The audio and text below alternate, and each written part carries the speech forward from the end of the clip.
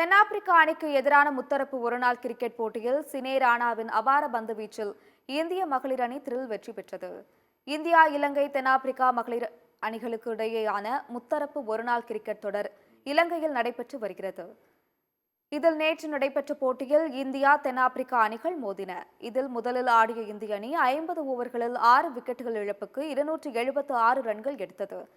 அதிகபட்சமாக பிரத்திகா ராவல் 78 ரன்கள் குவித்தார். இதையடுத்து 277 ரன்கள் எடுத்தால் வெற்றி என்ற இலக்குடன் களமிறங்கிய தென்னாப்பிரிக்க அணி சிறப்பான ஆட்டத்தை வெளிப்படுத்தியது. தென்னாப்பிரிக்க அணியின் தொடக்க வீராங்கனைகள் முதல் விக்கெட்டுக்கு 140 ரன்கள் குவித்தனர். தொடக்க வீராங்கனைகள் லாரா ஒல்வாட் 43 ரன்னிலும், ஜாஸ்மின் பிரிட்ஸ் 109 ரன்னிலும் ஆட்டமிழந்தனர். பின்னர் வந்த வீராங்கனைகள் சீரான இடைவெளியில் விக்கெட்டுகளை இழந்தனர். இதனால் அந்த அணி 261 ரன்களுக்கு ஆல் அவுட் ஆனது. இதன் மூலம் இந்திய மகளிர் அணி 15 ரன்கள் வித்தியாசத்தில் த்ரில் வெற்றி பெற்றது. சிறப்பாக பந்து வீசிய சினே ராணா 5 விக்கெட்டுகளை கைப்பற்றி அணியின் வெற்றிக்கு வித்திட்டார்.